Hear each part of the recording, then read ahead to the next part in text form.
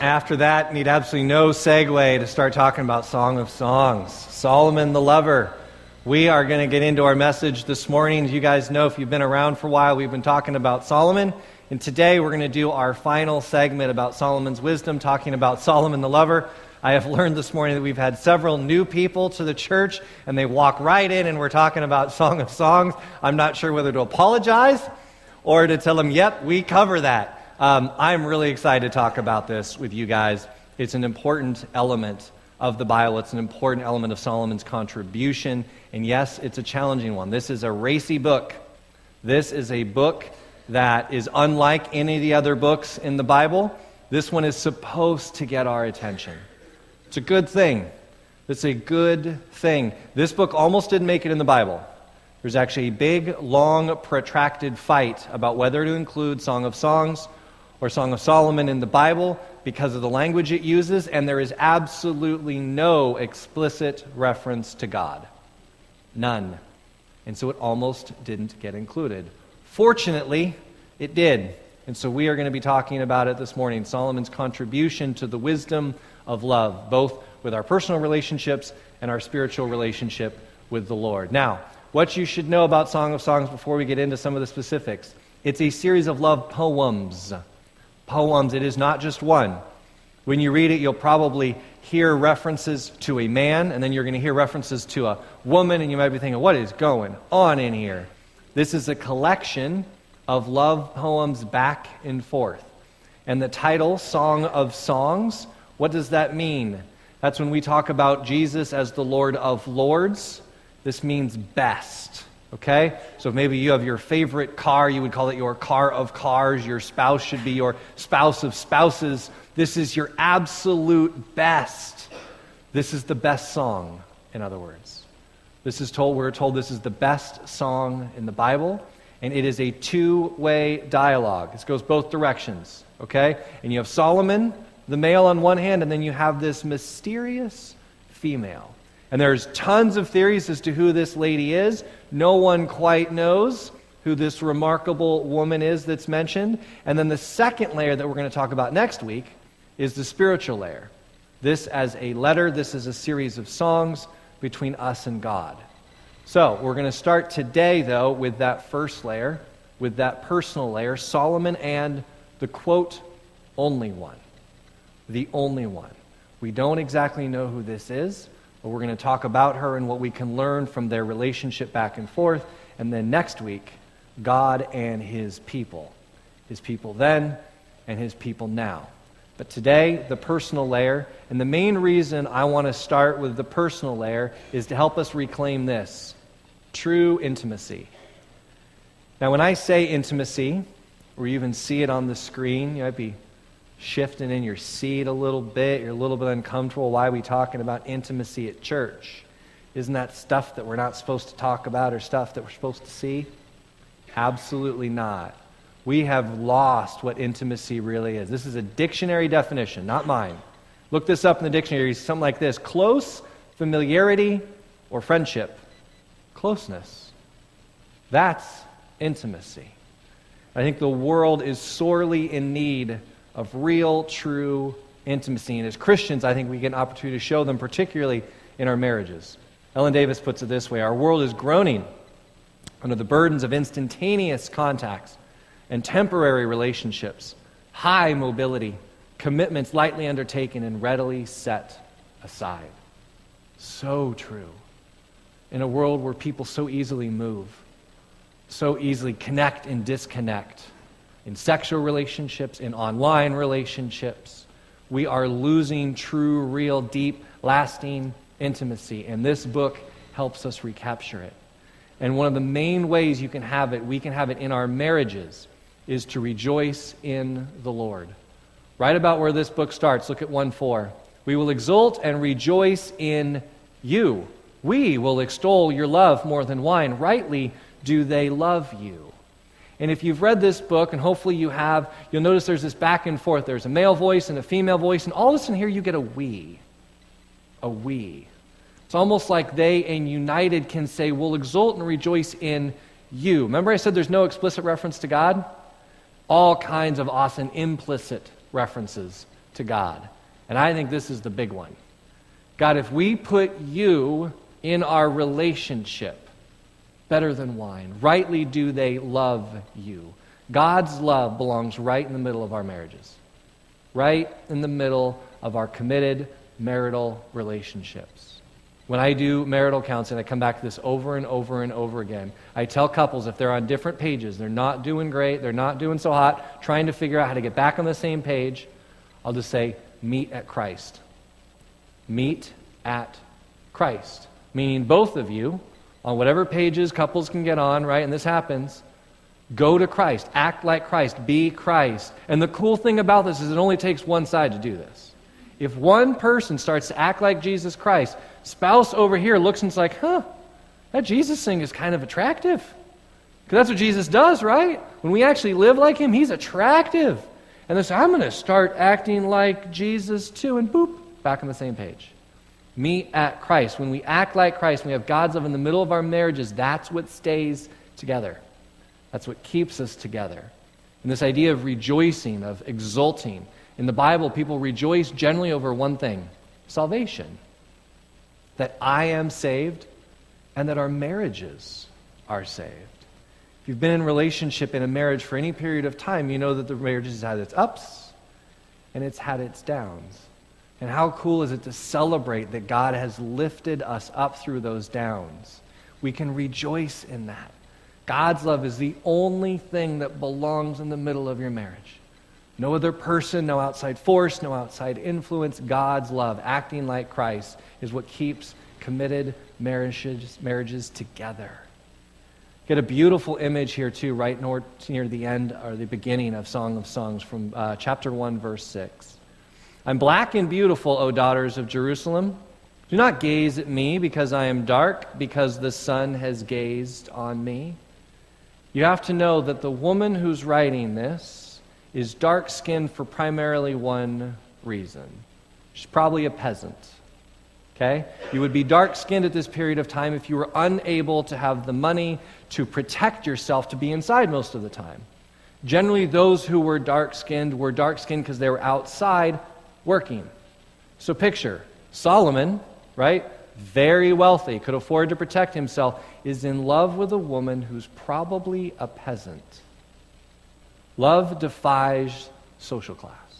Completely transcends any class and order that we try to impose on the world. Solomon the wealthy, probably has more money than anyone, is madly, deeply in love with a woman who doesn't have a lot. It's a beautiful picture, a beautiful story. And she is described in chapter 1, verse 9, as I compare you, my love, to a mare among Pharaoh's chariots. Now, guys, before you refer to your spouse, right, as a female horse, we have to understand why this is such a beautiful picture. There's history behind this verse. And the history is this. Pharaoh, yes, had chariots. He had a lot of them. And those chariots were pulled by horses, and every single one of them was male, not female. And so Pharaoh, in one of his battles, and he had a lot of them, he went up against a kingdom of Kadesh. And the Kadeshi people brilliantly figured out, well, if he's coming with all of these chariots and all these male horses, what did they do as he approached their gates? They released a female horse in heat, right in the middle of all of these male horses. Huge problem to the onslaught of Pharaoh. So now, what's this verse saying? Honey, you drive men wild. That's what you should see in this verse. This is provocative, beautiful, awesome stuff and how he's describing this woman that he loves very much. But we're told to not stir it up too soon, right? Don't stir it up too soon. Look at 2:7. I adjure you, O daughters of Jerusalem, by the gazelles or the wild does, do not stir it up or awaken love until it is ready. And this word for stir is and means awaken. It means stir. It means arouse. Now you might be looking at this thing, well, hold on. This is love. What's the problem with love too early? You have to understand what type of love that he's referring to here. The word here for love is ahuva. Ahuva, which sounds like a northeasternist way of describing a vacuum, right? Ahuva. This is not agape, selfless love. This is love between people. This is physical love.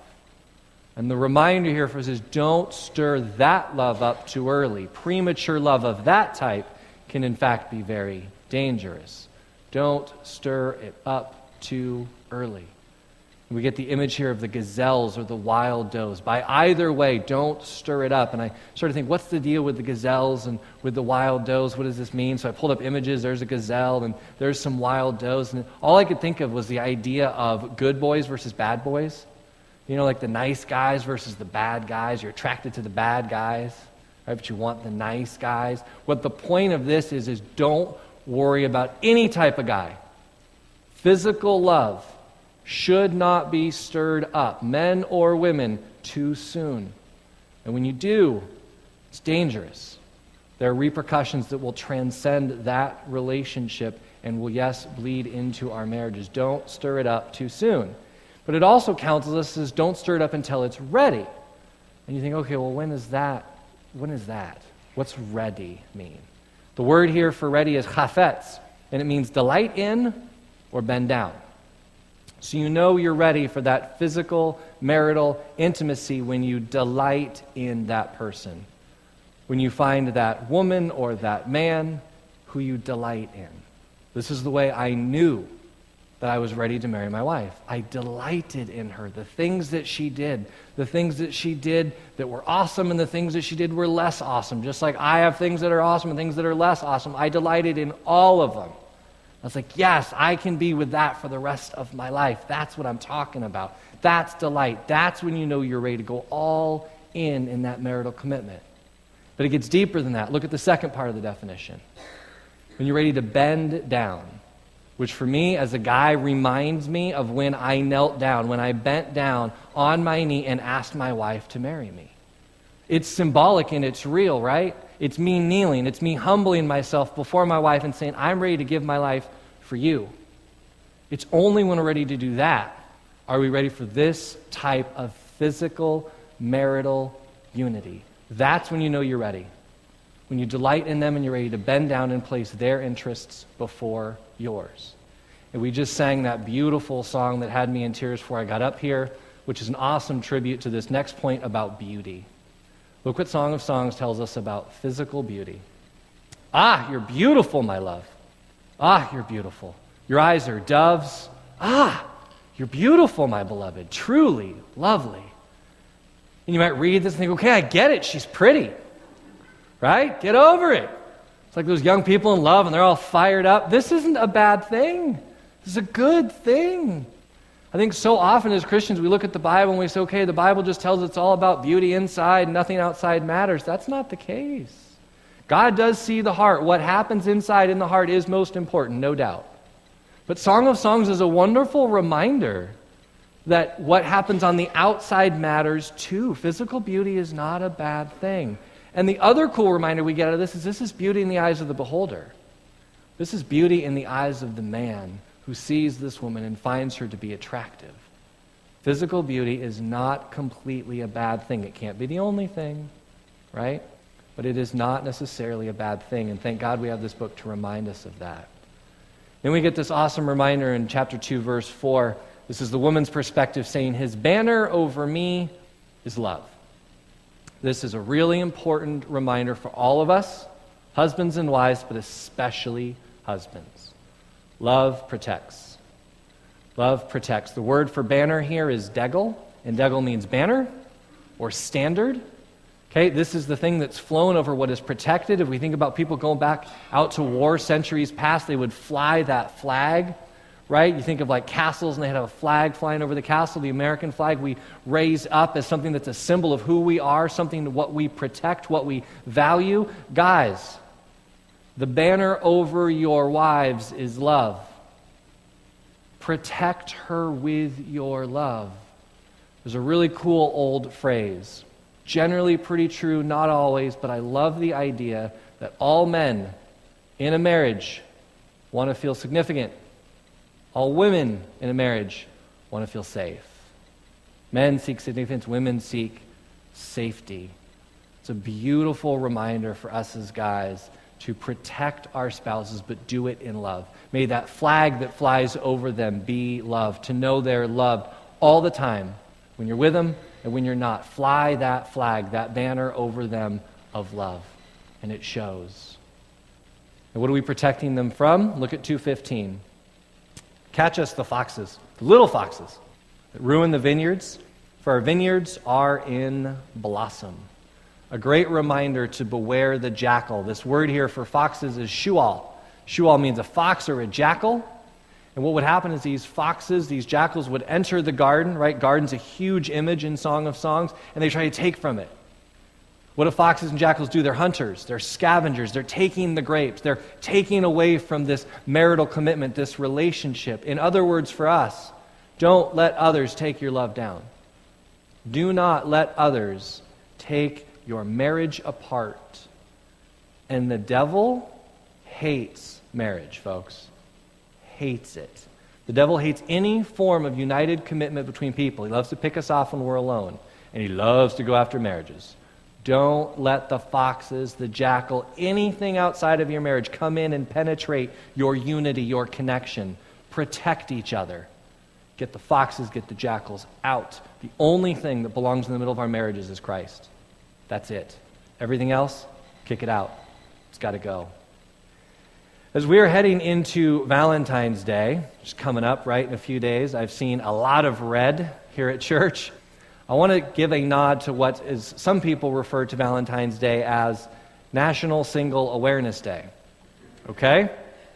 Speaking from someone who was single most of my life, as we go into Valentine's Day, can we remember those who maybe aren't celebrating the same thing we're celebrating?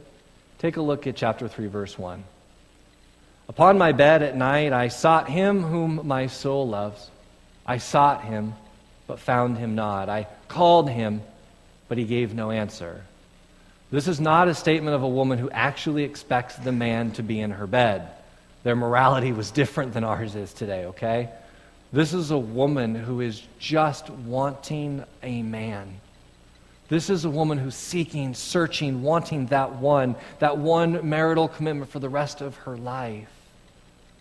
As married people, as we are surrounded by, whether it's kids, grandkids, or friends, people who are not married, may we respect them, love them, make them know that there's nothing at all wrong with them. We've been there too. When they get into relationships and that relationship doesn't work out as the one, may we mourn with them, grieve with them, respect them all the time. If Song of Songs, this picture of beauty and commitment, can honor those who don't quite have it yet, we need to be doing that as well as Christians. But then, once we're in marriage, right, we have the unmarried who are seeking. Once we get in marriage, we need to keep seeking. Seek your beloved. Look at 3:2. I will seek him whom my soul loves. I will seek him whom my soul loves. Keep seeking. Don't stop. Too often we get into marriage and we think, there's a ring on her finger and she's stuck.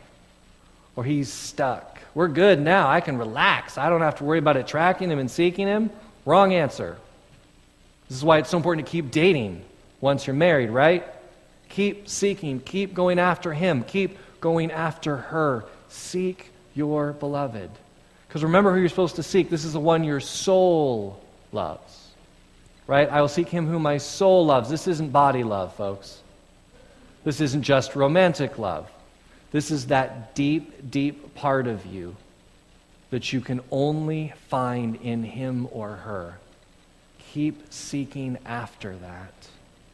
That will help to keep your marriage fire burning. And if that doesn't work for you, I got a few verses that may or may not work for you as guys. I'm going to call these the animal love languages. Okay? Right around the middle of this book, we get a few interesting statements that I would encourage you guys to use with your spouses. Feel free to drop these on Valentine's Day. Start with the first one. Your eyes are doves behind your veil. All right? You first read that, you're like, what's the deal? Why would I want to picture my wife's eyes as birds? What's going on? You got to remember what doves represent. Peace. Peace. Honey, your eyes bring me peace. Gets cooler than that. Check this out. What did doves mean back then? Doves were messenger birds of the love goddess Ishtar. Now I say goddess with a lowercase g, right? This is a false goddess. You might have heard of Aphrodite. She's the Greek goddess of love. The Middle Easterns believed in Ishtar, and she was this love goddess. And what she did is she sent her little messenger birds, and whoever the messenger birds reach are the ones that you fall in love with. Picture Cupid, okay? Right? You see the image of a little chubby, happy baby firing arrows, and there's like a heart at the end of it that's supposed to do something. Same thing. So what's the Bible doing? And this is an awesome thing. God does this all the time in the Bible. He captures a pagan image and uses it for him. God speaks to a people who are familiar with this, these little messenger birds, and captures it for a beautiful expression of human affection. Your eyes bring me peace. Your eyes are messengers of love. It's a beautiful thing. All right, you don't want to use this one? I got another one for you. Honey, your hair is like a flock of goats moving down the slope of Gilead. That's exactly what you want to hear, right? What does this mean? A flock of goats, which means there's not just one. His hair is thick. This is full hair. This is healthy hair. How do goats go down a slope? Not kamikaze straight down, right? If you've ever seen this, you know this is amazing to watch. Goats will go down elegantly, graciously, curving their way down a slope. You almost hear no sound. It's an incredible, almost a dangerous thing. This is the expression as he looks at this woman. Her hair is thick, it's curvy, it's elegant, it's gracious. Beautiful, beautiful picture. One more. Your teeth are like a flock of shorn ewes that have come up from the washing, all of which bear twins, and not one among them is bereaved. Ladies, it's exactly what you want to hear, right? What does it mean? Flock of shorn ewes. Your teeth are young. Your teeth look fresh. Your teeth look new. They've come up from the washing, which means they're clean. Now, that doesn't sound like such a big deal to us because oral hygiene's a pretty big deal, right? Back then, not so much. Clean teeth were highly esteemed. It was very hard to have clean, beautiful teeth. They bear twins, which means the teeth all look similar. They're all lined up. These teeth are productive. These are valuable teeth. And not one among them is bereaved. They look good. They bring joy to those who see them. Your teeth are young, clean, productive, joyous. It's a beautiful description of this woman, which I don't know about you, but makes me thank God for poetry. I am so grateful for poetry. That's why this book comes to us in this unique form. This is wisdom literature, but it's not in one long narrative form. It's not a book of laws, right? It's poetic. It's supposed to stir us up. It's supposed to have this impact on us. It's supposed to help us transcend, I think, this world. Otherworldly stuff. It makes us think differently, look at each other differently. And the other thing that's awesome about it is it's abstract enough for you to use it.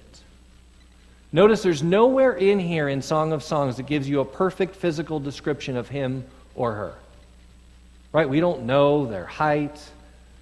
We don't know their size. We don't know their dimensions, those perfect characteristics of who they are and are not. That's pornography, folks. That's what's happening now. We're seeing too much. We're revealing too much. This poetry is deeper than that. It's more beautiful than that. And that's why I thank God that this book was included in the Bible.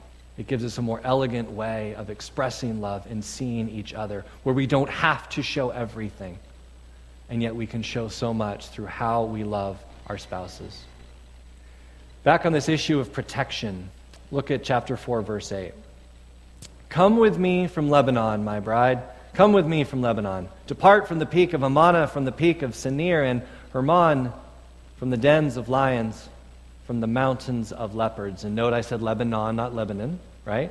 This is about the country, an awesome country just north of Israel, a beautiful country. You might have heard of cedars of Lebanon, right? They're very, very famous. Wood that came out of there. It was a productive country.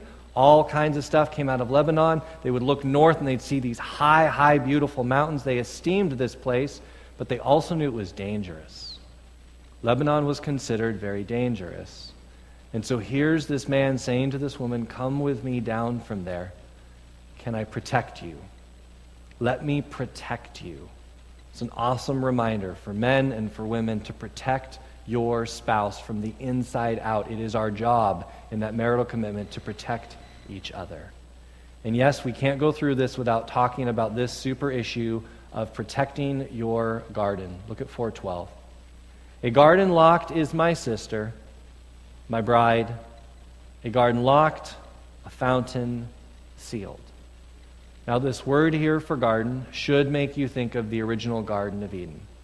This is going back to the beginning, back to where things were holy and pure, and yes, this is an image or reference for virginity. Like the Garden of Eden, back where we started, where everything is pure and holy and right, unfortunately, the enemy is still trying to get us to take more than we should. Still today, it worked in the garden, right? Serpent enters in and says, go ahead and take from that tree of knowledge of good and evil. God said you shouldn't, but I'm telling you absolutely should. It's not going to hurt. It's fine. The world is doing the same thing in terms of sexuality. Go ahead. Have as many partners as you want. It doesn't matter. God's just trying to deny you that type of pleasure all the time. It's still a lie. Still a lie. Protect that garden. Protect that commitment, that united marital commitment to one person. And even if we are married, we need to be talking about this with our kids, our grandkids, and our friends. And I know it's not fun. I got the speech when I was 5, and I'm super grateful my mom brought it up. It was awkward. I was 5. I remember the cartoon. It was cartoon images, folks. But you know what was awesome is here I knew I had a mom who could talk to me about it. Someone who cared enough to enter this type of conversation into my life. And a great check for this I put on the bottom. If you're having a conversation, just be very real with someone. You think this is the one. Are you in love or are you in lust? Are you in love with them or are you in lust with them? There's a very basic way of thinking about this. Are you in love with them, meaning you want to give to them? You want to sacrifice to them? Or are you in lust with them, meaning you want something from them? You want to take from them. Huge difference. Love makes marriages, lust does not. Check. Are you guys, are you gals, right? Are you in love or are you in lust? Help them protect that garden. But once you're in, keep attracting that love. Okay, look at 4:16. Awake, O north wind. Come, O south wind. Blow upon my garden that its fragrance may be wafted abroad. Let my beloved come to his garden and eat its choicest fruits. This woman is saying, make me attractive to this man. Even after we've become married, after the wedding date, we need to keep attracting each other. We have this weird habit of like getting ready to go out and be with other people. Then we come in and dress down and like sit around in our boxers and t-shirts and mismatched socks and expect the spouse to find us attractive. What's the deal? This is your number one. This is your most important. Keep attracting her. Keep attracting him. They're the most important. This is an important thing. We get out of Song of Songs, it still matters, no matter how long we've been married, right? Keep attracting your love. How attractive? They should be drunk with it. Look at 5:1. Eat, friends, drink, and be drunk with love. Now, I love the contrast here. Don't be drunk on food, right? And don't be drunk on the drinking. Be drunk with love. This word is shakar. It means to be drunk, to be infatuated. Be infatuated with the love you have for your spouse. Be completely over the top, repeating beautiful over and over and over again about your spouse. Powerful, powerful witness in the world. To be drunk with love and absolutely nothing else. Just so we know that this isn't just a superficial relationship, right? Look at 5:16. The woman describes the man. His speech is most sweet, and he's altogether desirable. This is my beloved, and this is my friend, O daughters of Jerusalem. Great reminder that even the things he says are sweet. He's desirable altogether as a whole. He's my beloved and he's my friend. Today we might think of marrying your best friend, right? May your spouse be the one that you're in love with from the outside all the way on in, that you love them as your beloved friend. This is a deep, deep relationship. The perfect one. Take a look at 6:9, and we're going to break this down into elements so we can understand, I think, how to apply this to our spouses today. Look at 6:9. My dove, my perfect one, is the only one, the darling of her mother, flawless to her that bore her. The maidens saw her and called her happy, the queens and concubines also, and they praised her. So he is describing this woman as perfect for him, right? Not perfect. Newsflash, spouse isn't perfect, and neither are you, and neither am I. But may they be perfect for us, right? That perfect complement to all of my deficiencies is hopefully my wife. Perfect for you. This is Solomon, folks. He had all kinds of women. He says, this one is perfect for me. She's my only. Could have had however many he wanted. She's my only one. I love the image of the mother's darling, right? She is someone's daughter. And I've seen this several times, guys will either carry around in their wallet, you see a picture in their office of a picture of their wife when she's a young lady. Pure, holy, birthed by someone else, belonging to someone else, a reminder of who you're entrusted to care for. Your wife is the mother's darling. This is your husband, right? Would be a son of a father. That's who you've been entrusted with. And so for that reason, they would be above all others. Right? This woman is highly esteemed in the eyes of Solomon. She is seen as more important than anyone else. Does your spouse feel that way? More important than anyone else. Not just in what you say, what you look at, what you think, what you feel. Above all others, your perfect one. Well, look at this image of true love in chapter 8, 6-7. Set me as a seal upon your heart, as a seal upon your arm, for love is strong as death, passion fierce as the grave. Its flashes are flashes of fire, a raging flame. Many waters cannot quench love, neither can floods drown it. If one offered for love all the wealth of his house, it would be utterly scorned. You can just hear Solomon, right, with all of the money, all the wealth, talking about sealing that love, marking that person with love. Does your spouse feel marked with love? Meaning that when they go out, they are seen as love. This seal is a real thing. Seal on the heart, a seal on the arm. This was something that was worn, something that was seen. When your spouse goes out, do people see that's someone who's loved? And if you would be honest and you look around, you know the difference. You can see someone be like, they are well loved, or they are not. Does your spouse feel marked with love? And real love, right? This is no longer a huva love, we're at agape love. This agape love is stronger than death. Nothing can take your love away. Nothing. It cannot be quenched. If we're doing love right as Christian married couples, nothing should tear us apart. Nothing cannot be quenched, which makes it totally priceless, totally invaluable. Solomon had all the money, said that this love I have is more valuable than anything the world has to offer.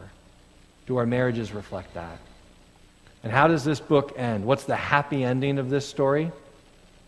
8:14. Make haste, my beloved, and be like a gazelle or a young stag upon the mountains of spices. This couple isn't together when this book ends, but they're headed that way. They're rushing towards each other. When Song of Songs was likely written down, it was between the 5th and 3rd century BCE. This is when God's people weren't doing so hot. They weren't all in the promised land. They're scattered all over the place. And the author says, run back home. Unite as a married couple. Run back to God. In other words, rush to love. It's a beautiful image of how this story ends. You see a couple running back their direction. May we do that. Not because Valentine's Day is coming up, but because she's married to you, because he's your spouse, for better or for worse. May every day end in us rushing to love, which is, of course, a perfect way to end this discussion as we rush into communion. Remember the love of communion, right? The lover, Jesus Christ, who gave his life for the beloved. The Bible makes it very clear there is no greater love than this, right? Than to give one's life for one's friends, to give one's life for each other, for brother, for sister, for spouse. That's our model for our marriages, to give our lives for the other. Let's pray before we take communion.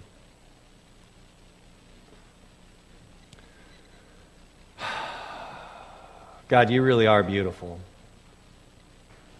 You're beautiful enough to give us this book to address issues that the world addresses very differently, and we thank you for it.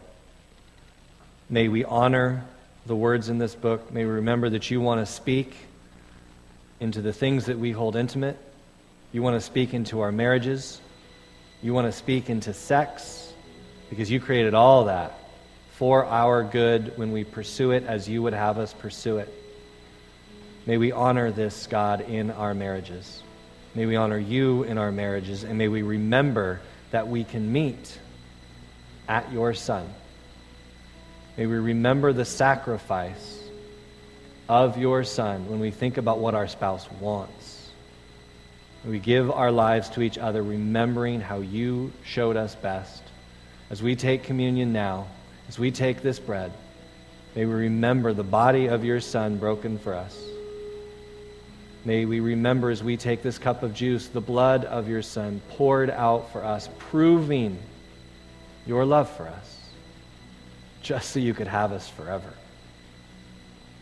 God, we thank you, we love you, and may we show you in our marriages and in how we love and treat each other. It's in your Son's name and through your Spirit we pray. Amen.